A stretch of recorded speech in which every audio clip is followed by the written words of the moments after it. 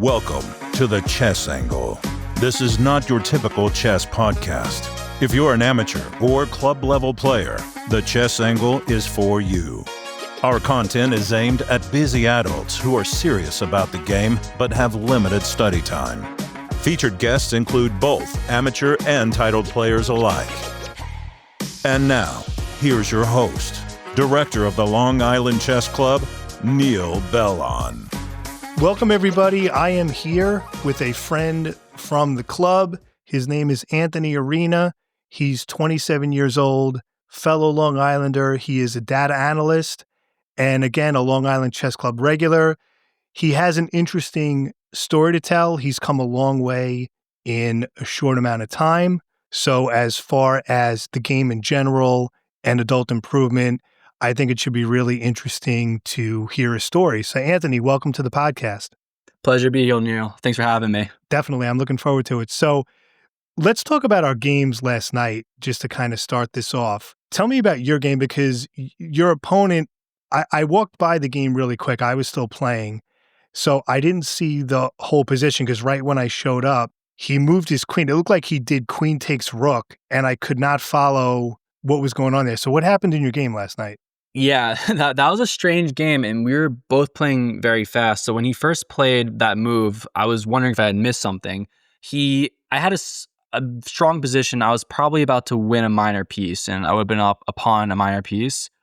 And he basically sacked his queen. He traded a queen for a rook. I took the queen back. I took back with the queen, and then he actually ended up, I think, winning a knight. So it was 8 for the queen, but I don't necessarily think it was a sound sacrifice, at least from analyzing it, but it definitely threw me off for a second. Yeah, because I didn't see a follow-up. He goes queen takes, you take his queen. I don't know. I thought it was like he was just frustrated or something. Yeah, I wasn't sure if there was much counterplay, at least. I mean, when he was first hit the sacrifice, I was looking for maybe if there's a way he can win the queen back, or if he can somehow, sometimes you miss, especially when you're playing one of those quicker games where both players are just kind of making a move within a minute at a time. But I think at the end of the day, he just ends up losing material there. At least that's how I saw it. But right. So my game, I played Leon. Okay. For those listening, really nice kid. He's, how old is he? Maybe 16, 15, something like that. He's a young kid. Yeah, probably like high school age. Probably high school age. He's rated high 1700s, but he plays at least 1900. And it started out okay. I kind of held my own, but then I had a few missteps in the early middle game. He won a pawn, and then my position, I had basically no counterplay, and he just ground me down. Like, he gave me nothing. He kind of did what I usually do or try to do against my opponents. You gain a small advantage and just wear him down. And I couldn't get anything going, so I tried something, but he played very well. I got to tip my hat. He was a very solid player. Yeah, Leon's a very strong player, and what I found interesting about that game in particular, because my game ended pretty quickly, so I was kind of looking over at your table, watching some of the games there, is that when I've played Leon, and I played him quite a few times, both once at the club but also on chess.com, he's a very tactical player, and I know from watching your games, you're a very positional player. So it was really funny to see how he was able to switch on that positional cap, and he won that pawn and just started trading down, got like that slight positional advantage. So I guess it really shows like the adaptability of certain players at the club. No, the ones who can change gears from tactics to positional, yeah, I mean, that's a strong player in general by definition, because you have a lot of these tactical guys where that's all they know. Everything is just tactics and tricks, but when the position doesn't call for that, they fall apart. But it's like you said, Leon is like a chameleon. He can totally change gears when he needs to. I mean, there's a common tactic in the London where black goes bishop f5, and I sort of got out of it because I'm aware of it as well. Because if like the queen takes the bishop, then he goes queen takes b2 and you lose the rook. But if the knight's on d2, the queen can jet back. But anyway, it was a little bit later than that when he won the pawn. But yeah, he just played really well. Yeah, it's funny because the players like that, especially when they're younger, they come into the club, they have like a 1400 UCF, and then all of a sudden they're 1900 overnight. Like I remember I played him at the Kreitner, so that's I guess the club's big event, and we had this amazing game where I think both of us ended up sacrificing our queens at different points. And I think there was a brilliant move hit on both sides, and I ended up just like squeaking out that particular game. And he was maybe 1,400 at the time. So I don't even think I got really any sort of elo increase at all. And then I went to London to visit my girlfriend. And so I was away from the club. I missed the next tournament. I come back and now I think he's like an 1,800, maybe 1,785. So he just had this huge boost. So the way these younger guys just grow, it's very scary playing players like that. Yeah, no, he's going to be 2,000 in very short order, the way he's playing.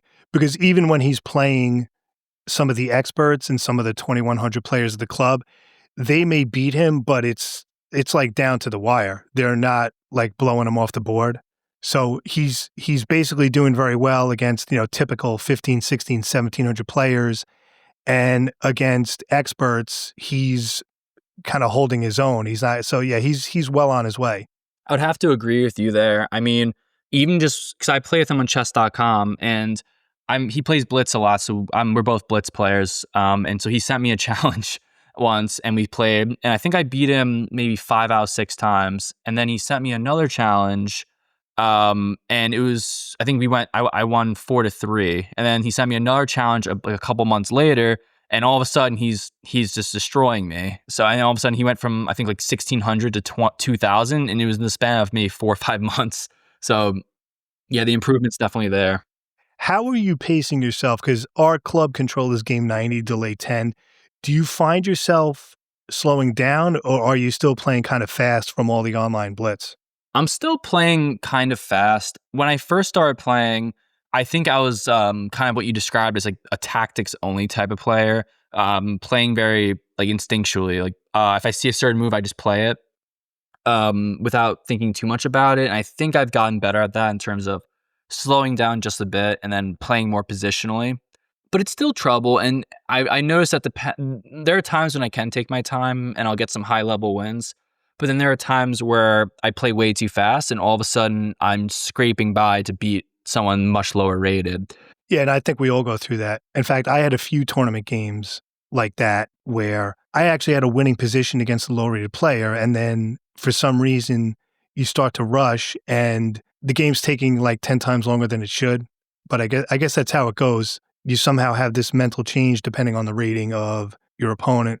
For yourself, Anthony, I mean, you actually are already, I mean, similar to Leon, I mean, your rating is increasing as well. I mean, you haven't been playing that long, but your over-the-board rating is almost 1,800 now, correct? Yeah, I think I'm 1,795 right now. So I'm hoping that by the end of this tournament, I'll maybe get above that hump. But yeah, I mean, for me, the biggest, because I started going into over the boards. My first tournament at the club was, I think, the very end, if not very start of 2025. I think so, maybe in maybe February. So I haven't been playing for that long over the board, but for me, the biggest change has been just slowing down and learning how to play positionally. Because when I play online, I noticed that my whole strategy, the way to win games is fundamentally different. So even just learning, you're not going to have a Greek gift sacrifice in a classical game. You're not going to have that amazing queen sacrifice, which I was looking for a lot and getting myself in trouble with. But it's like it's more going to be you win a pawn, and then maybe your opponent starts to make some mistakes, and then there's a tactic. So the position, you get positional control, and then a tactic opens up.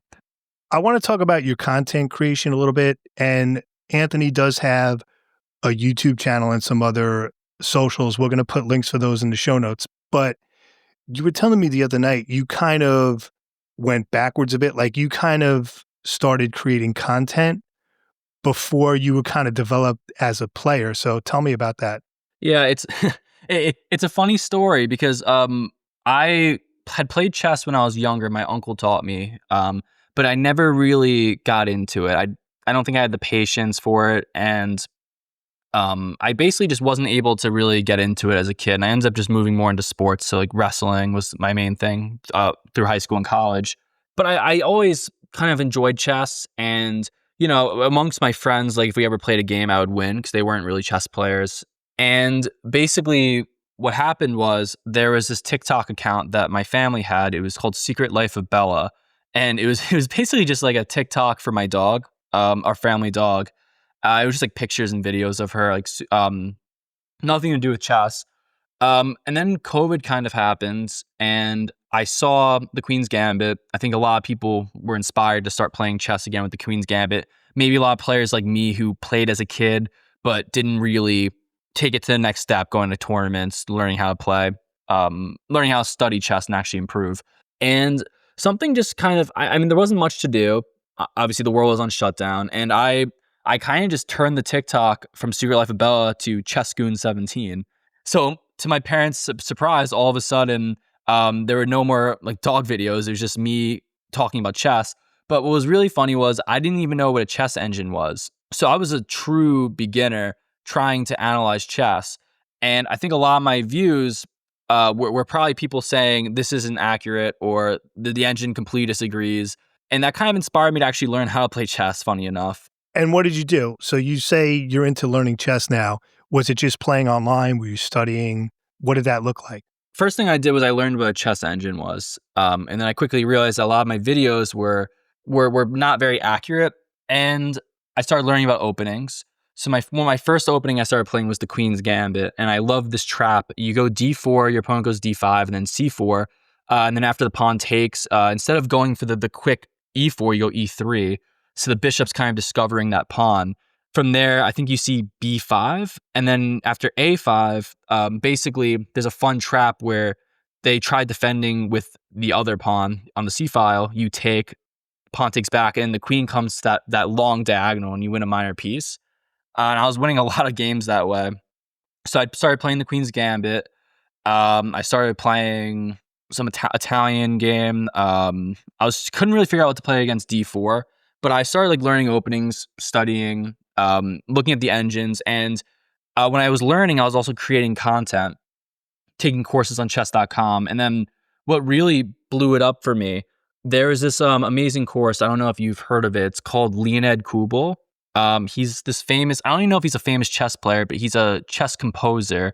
So he creates these like mind-bending positions. So it's a really cool course on chess.com. But there's this one position, and I thought it was the most amazing.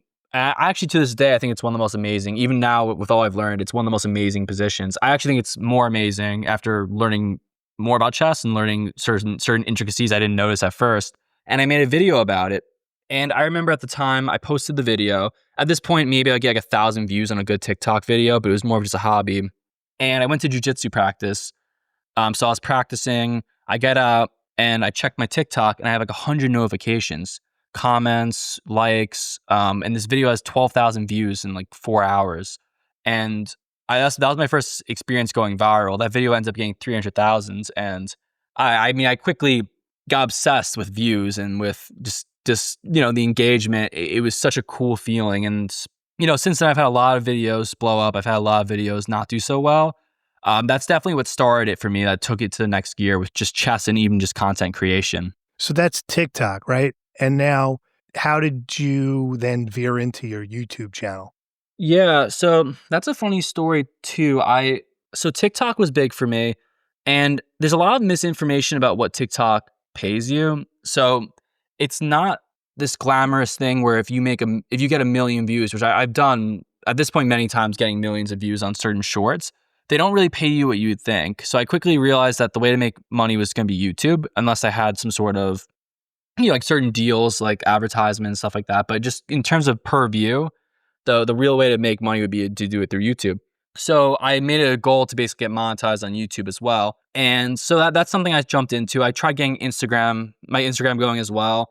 All 3 channels had, in my opinion, been like pretty solid. But with YouTube, I had this somebody reached out to me. His name is Humphrey Yang. So he does business, but he's like a relatively famous YouTuber. He ran to one of my live streams on TikTok, and he kind of like showed me the ropes on how to actually improve with YouTube. And it was just funny because YouTube improvement, thumbnail design, the titles, all this stuff, it was almost like learning chess, but a whole different skill, which was funny too. It's like being good at YouTube and being good at chess. You would think that it's actually very different skills. Yeah, it's funny. They say with YouTube that your thumbnail design and your title is like more important than the video Yeah. as far as getting engagement. That's sort of the narrative that's out there. And they call that packaging. And I think Humphrey told me that that was about, funny enough, he said it was about 70%, and the other 30% is just retention. How often were you, when you started YouTube, how often were you posting? So what I would do is with my shorts, I would post, if I created a short on TikTok, I would post it on Instagram and post it on YouTube. So I'd post it on all three.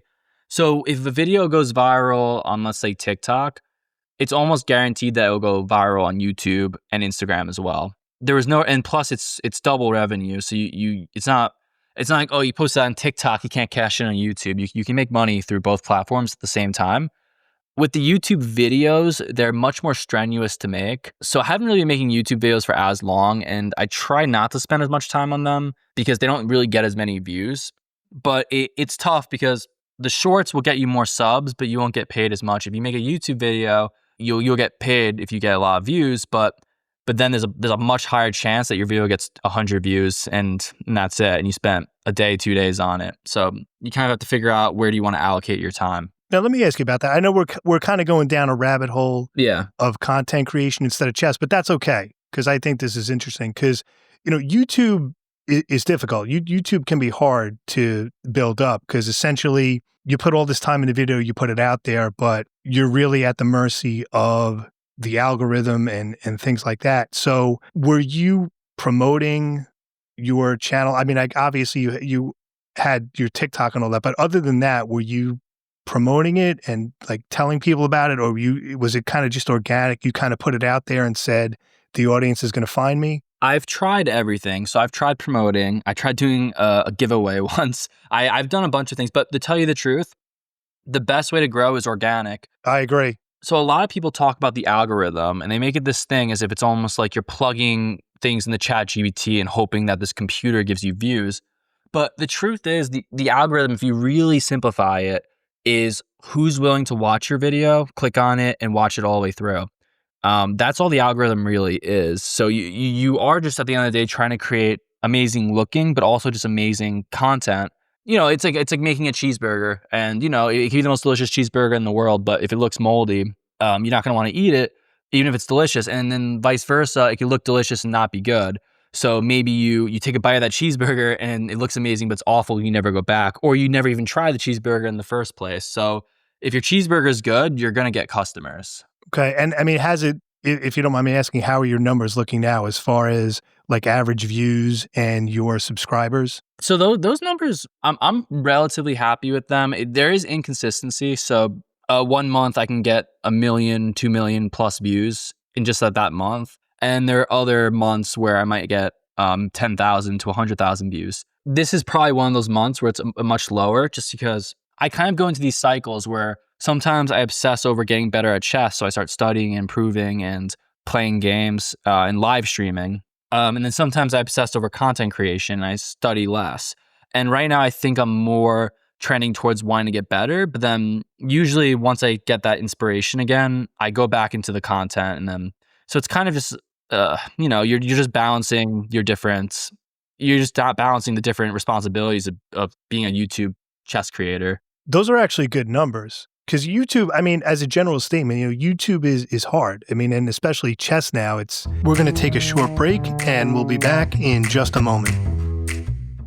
And now back to the show. You started the YouTube channel how long ago about? I want to say it was 2022. I've been doing TikTok for longer, but 2022, maybe 2023.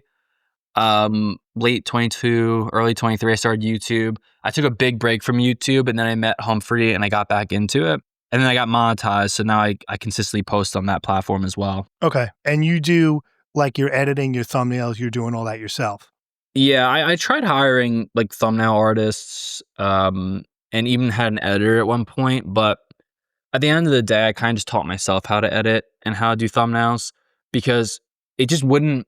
I had a certain vision for how things would look. And when you're having somebody else work on your work, it's like Da Vinci asking somebody to paint like a corner of their painting. You just want to you really want to have control over everything. And then when you're outsourcing the work, so it wasn't really going the way, like certain things weren't looking the way I wanted them to. So I taught myself thumbnails and editing, and I pretty much do that all on my own ever since.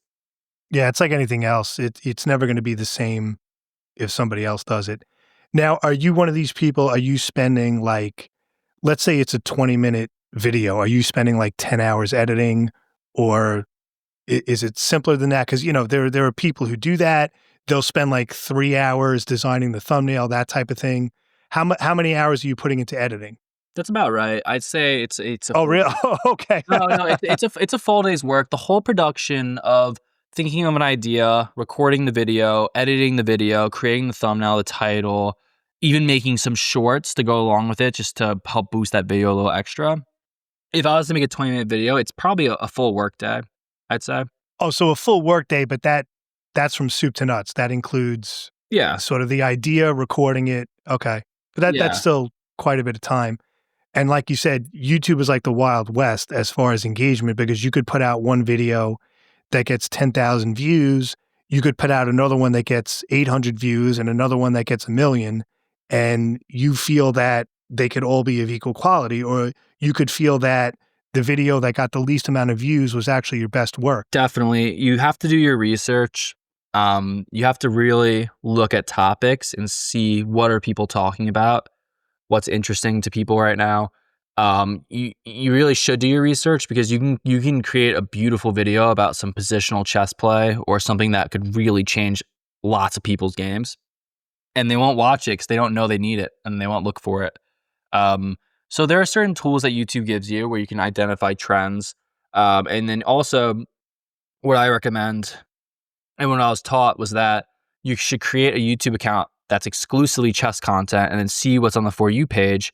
And then there's like a topic, let's say the Springfield Cup that's going on right now. Maybe it would make sense to make a video on that. So I'm trying to figure out kind of what's the next, because I haven't made a YouTube video in a while. I make shorts. Sometimes they do well. Even if the short doesn't do well, it'll still get a couple of thousand views. But it's much less work. You spend an hour on a short, and you're from scratch to none. You record it, you edit it. It's about an hour, so it's a lot less work, and you can get a nice reward in terms of views. And so that's what I've been spending a lot of time on. But I do want to get back into making YouTube videos. But I'm just trying to figure out the right topic, the right thing where I want to put time into. Now, do you ever sort of struggle with, well, this is the kind of content that I want to post, but this is the type of content that people seem to want and will get more views? Like, do you kind of skate around between the two? Is that a struggle for you? Do you ever feel like you're selling out? It's an awful struggle. Honestly, there are certain pieces of content that I really, really like to make. And it doesn't really get the views. So I can make certain types of, and I try once in a while. And sometimes, so I like to make edits. So I'll make like a chess edit, and some of them have gone viral before. I have chess edits. I have one chess edit that has about 12 million views on Instagram. So it works sometimes, but a lot of the times those videos will get 1,000 views, and then you'll never see it again. And if I make other types of videos on topics I'm not as interested in, it'll get that usual 10 to 100. What are you using to record? Do you use like OBS or another? Yeah, I use OBS and I edit on CapCut. Nothing too crazy. Interesting. All right. So let's shift gears. That was kind of a big right turn into content creation. But as you were getting more serious about playing in the Queen's Gambit, what type of studying were you doing? Like, some guys, they'll say, well, I was just kind of playing. Other guys hit books, they hit courses. What study materials were you using? So I would say I think when I started playing regularly, I was like in 1100 on chess.com. And I think literally all the way to 1800, I was studying openings. So I was always doing well in my openings. And I was analyzing my games. And I was playing a lot of games. At first, I only played 1 minute bullet games, which is funny. But what was funny about that was I ended up, because they're only 1 minute a piece, I think within a year I'd played 30,000 chess games. Like my stats, it looked very unhealthy to say the least. Now, let me jump in here. Like with the bullet, like with 1 minute per person, I mean, did you feel you were learning anything? Were you just like moving pieces? Like, What was that like playing that many bullet games as far as your chess improvement? For somebody that was going from kind of 0 to 100 or just not knowing anything about chess and then learning openings, it gives you, I think in terms of openings, you see a lot of different variations. And if you do analyze those bullet games, the first 10 moves, you'll learn quite a lot. And you will see tactics. Like the thing is, if you get your bullet to a certain level, you're gonna learn this. Like I remember somebody hit me in the classic smothered mate tactic, and I thought this person was a super grandmaster genius. I was like, wow, did he like invent that? I didn't know what it was. But it was a very common tactic that every chess player over 1500 probably knows. So I saw a lot of different things, and I think if you keep an eye open and you are trying to learn, you could probably learn from any variation. But no, you don't learn as much from bullet games. If you play 10 bullet games and then you play one rapid game and you analyze that rapid game, I'd argue for the 10-minute rapid game. And then I also noticed that as I got better and better at chess, I got worse at bullet. So I think that when I first started playing chess and I didn't really know theory and I was kind of just memorizing some cheap openings and just playing fast, I was able to get eventually a 2000 bullet. Right now, I can't get over 1900. I'm stuck around like 1880. I can never get above. Um, but my rapid went from like 1100 to 2100. So I've noticed that there's a direct correlation with the more I learned and the better I got at chess, the more it slowed me down, and the more I was getting flagged in these 1-minute games or making mistakes or overthinking things.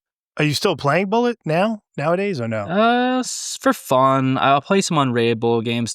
So I'm on my main account. I'm just above 2000 in bullet. I kind of just keep it there. um, but I play. I have an alt account. I play some unrated games. I'll play it just. But for me, it's not really something that I could use that's instructive at this point. If I really want to get better and learn, I play rapids. I analyze, and then I try to do some other resource to study whether or not it's puzzles or a new opening course or just studying Capablanca's endgames or Mostly online study material or any books at all? I do read some books, but what I find with the books is that I don't really like sticking with one book for too long. So I'll read maybe like I have like a Tal book, for example, and I'll dive into that sometimes. But then sometimes I feel like analyzing Karpov. So I have to be in certain moods to study different players or different types of. I have an endgames book, but I don't always want to study endgames. So I try to be very accommodating towards myself, where I don't force myself to study a particular way. As long as I'm getting better, I'll be pretty flexible with what I study or what I do. Speaking of playing online, you actually met your girlfriend on chess.com. Is that correct? Yeah, that's a really funny story. And it actually, so to jump into meeting Jasmine on chess.com, I started to realize that when I was playing all these fast games, so I never played dailies up until this point. I was working for the government in the city. I was New York Housing Authority, and I remember I had a lot of free time on my hands, so I was playing chess like basically like in my cubicle. And I said, you know what, like these games are too fast. I'm not learning as much. I should play dailies. So I started playing dailies, and I started playing this player named Ivan, who, funny enough, on her side of things, she hadn't played chess for a very long time, just so happened to get back into it. And we were playing each other, and I think we were both very interested in each other's styles. Now, the fun caveat is that her name on chess.com is Ivan Payton. So it was a male name, and there was no picture to really for me to like know who she is. So to me, Jasmine was kind of like this cool dude from the UK who I just played chess with, and I really liked his style. And meanwhile, we were playing games. At first, I was winning every time. Then randomly, Ivan started winning, and I almost thought they were cheating at first. And at one point, I got so upset that I said, like, I don't even want to play with you anymore. I said I need a break from chess. And I think at this point, that lasted about 12 hours, and I woke up the next day and sent Ivan a challenge. And then the playing ended up with us like talking. I think the first thing she ever asked me was, "Do Americans drink tea?" is a funny question just to make convo. But eventually we started talking, and that turned to smack talk. So we started smack talking each other. It was very so we were saying some funny stuff I probably won't say on the podcast, but eventually she was like, "Yeah, I'm a 20-year-old girl from the UK," and I was like, what?"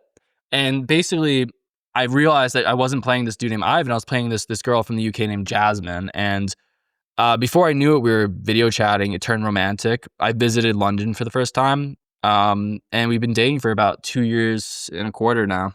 All right, so she's still in London, right? She still lives in London, but she comes to the US for half the year, and then I go. I pretty much use all of my PT time to go to London to visit her. And you guys still playing online? We get very competitive with each other. Okay. And she is, as much as I don't like to admit it, a little bit stronger.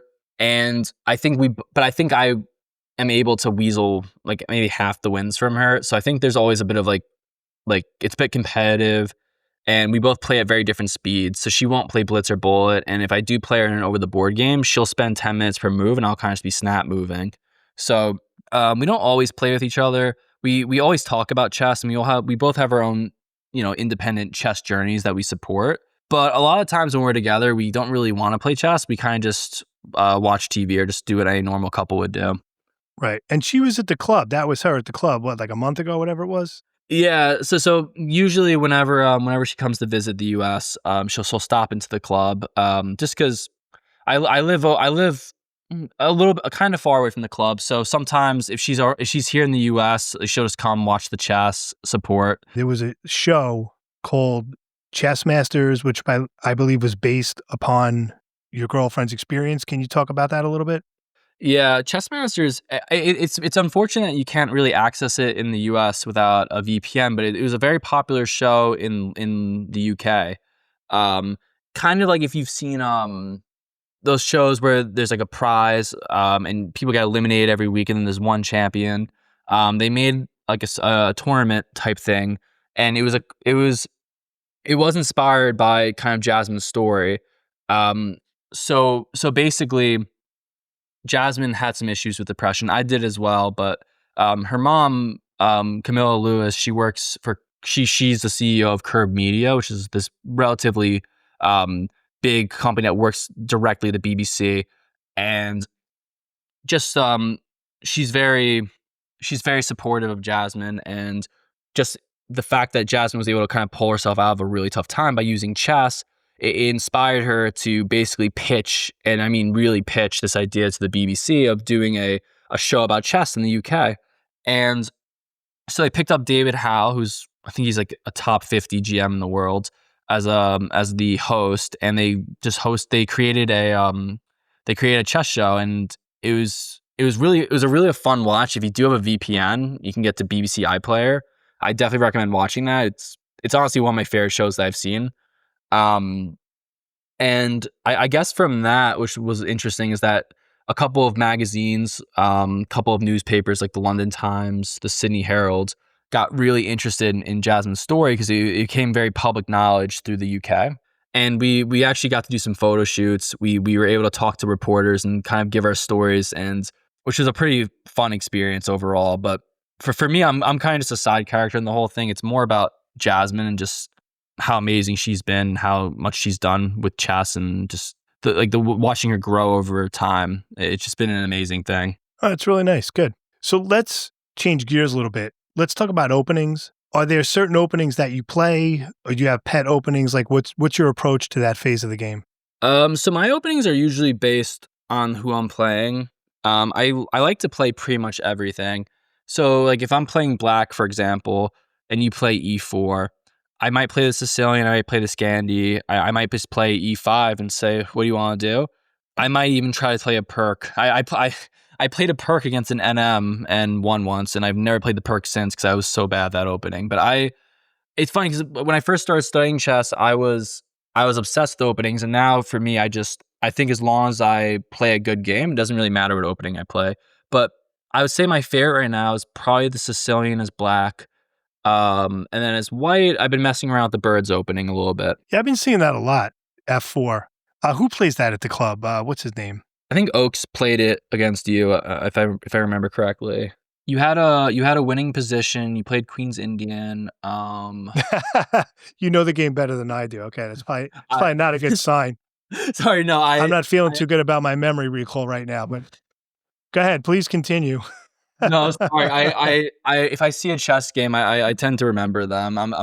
You did it on your podcast once, and I ran through the game because I'm a Birds player, so I just happened to know that one.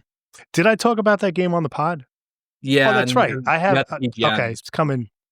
Yeah. Okay. See, full disclosure to everybody, this is the first episode I'm recording after quite a long break from the pod, so I'm still kind of getting rid of the rust. But that's right. I did a whole thing on the. Okay, I remember now. It's coming back to me. It's a little embarrassing. I didn't remember that right away. I'm sorry about that. But see, I'm 53. You're 27, so I'm allowed. I'm allowed to forget a little bit. Fair enough. So that's funny. Yeah. Yeah, that sounds like something I would do against F4. You had a winning position. I think you just missed a tactic, and he ended up.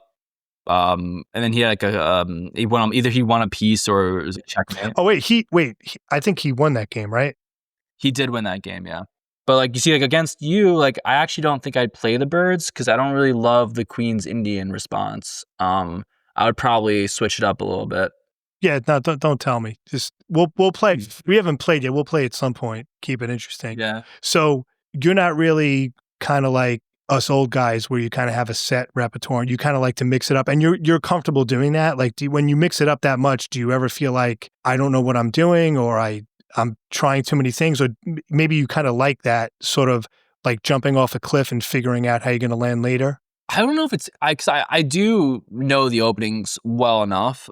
I feel very confident in my ability to use basic opening principles to kind of navigate through. And I won't play an opening I absolutely don't know. It's funny. I was playing Leon right after our games. Me and Leon sat down and played 2 blitz games at the club. And I played a London system against him because I saw you played the London system against him. So I hit him with it again. But I never played the London system. It's just more it was a 3-2 blitz, but it was just for fun. I've gotten myself in trouble. Like when I play the 2100s, they can exploit me sometimes. But normally I haven't. I feel as though if I'm the stronger player that night, I'll win regardless of opening. If that makes sense. No, absolutely. And sometimes, like, I have my pet openings, but depending on how my opponent plays, I'll go into something a little bit different just based on opening principles and not really having to worry about theory. Like, you'll just develop your pieces in harmony.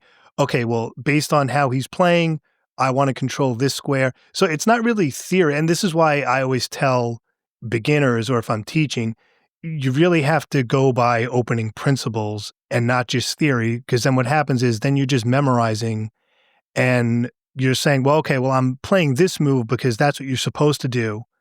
But if you don't understand why you're playing that, you're going to get in trouble in those situations where it's not a book line. Yeah, I agree. I think really with your openings, I think this is probably true 95 to 99% of situations other than wacky gambits and tricky lines that are meant to trap up you. If you just control the center, develop your pieces, knights before bishops, and then just castle your king to safety, I don't really see how you're going to end up much worse in any given opening. We're going to take one more quick break, and we'll be back in just a moment. And now back to the show. Now, one last thing. If you remember, we were talking in the vestibule area at the club. A bunch of us had finished our games, and we were talking about like different YouTube videos and different resources, and Naroditsky came up. Just for me personally, I mean, there's a lot of really good YouTubers, but Naroditsky is my all-time favorite. I'm not a big YouTube video watcher anymore because that is something that takes a lot of time. But if I am in the mood for a YouTube video, I usually turn to Naroditsky as my go-to, just because I think he's so good. Like, he has a way of explaining things where you understand it, but you don't feel like you're being patronized. And it's a skill a lot of people don't have. Now, I forgot, were you one of the people who said you were really into Naroditsky as well? Or were you just kind of agreeing? I forget. Yeah, I agree with you. I think Naroditsky is one of the best. So I think when you're on your own individual chess journey and you're trying to figure out what content works best for me, you really have to watch out for two different types of creators. So there's the creators that act like they know what they're doing and then don't. So that's something you definitely have to watch out for in the YouTube landscape. Because like I said, YouTube and chess are two different skill sets. So YouTube's not going there and saying this person's really this content is really going to teach you chess. It's thinking people will click on it and watch it. So you have to watch out for that. And then also players who are really good but don't explain themselves well. And where Naroditsky it fits so well is that he's this incredible grandmaster, amazing chess player, but the way he can break things down and explain it to you, I think he's probably the best at it on the platform. Even players like Hikaru or Magnus, who are objectively stronger, I just don't think they explain it as well. And I think that's why someone like Levi Rosman or Gotham Chess is so popular, because they break it down, they explain it. So that's just kind of my take on who you're going to get instruction from. But with Naroditsky in particular too, he knows there is element of like the fact that he's playing these speed runs, and you can kind of watch his thought process, and the way he breaks it down, where it's very digestible. Yeah, there was this one video of his in particular. I mean, he does this on a lot of them. He was explaining something so well. He goes, okay, I'm going to tell you now real quick. He goes, because of time, I have to wait till after the game. But he goes, what I could do now, and it was a great lesson in priorities and choices and how there's not always one best move. There could be several good moves. And he goes, I could, do this move, which would be very tactical and sharp. He goes, I could just push E3. He goes, it's very solid, but it gives my opponent nothing. Or he goes, I could just move my rook here with a long-term plan. So he goes, I'm just going to do this one. Like the way he explains it, and it's not like it goes over your head. I mean, if you're a complete rank beginner, you might want to hold off on Naroditsky. But, once you've achieved a certain amount of competence as a player and you know the basics, yeah, it's just very, very instructive. I agree. And sometimes when you can make something that's not very simple sound very simple, that's just the best way to explain certain things. I think especially when you're dealing with the clock, decision-making like that is very important. Like, are you up on time? Are you explaining your moves while you're playing them so you have a big time disadvantage to begin with? And then you have to kind of ask yourself, what kind of game am I going to win in right now? Yes, this tactical line might be better for me. I might be +7 instead of +4, but this +4 line is super simple. I simplify the position. I'm up 2 pawns and they're passers and they're on the A and B file and nothing's going to stop them. And I think that kind of thought process is very good with time controls in particular, which I know a majority of chess players are not going to these clubs and playing. They're going online and they're playing these 10-minute games. So that's probably honestly one of the most important skills you can pick up if you're just one of those players that wants to get to 2000 on chess.com. You don't really care about playing over the board. That's going to do it for this week. So Anthony, really enjoyed the conversation. Thanks for sharing your story. Yeah, it was a pleasure. And thanks for having me, Neil. This was a lot of fun. You bet. Thanks so much for listening, everybody. And I hope you win your next game.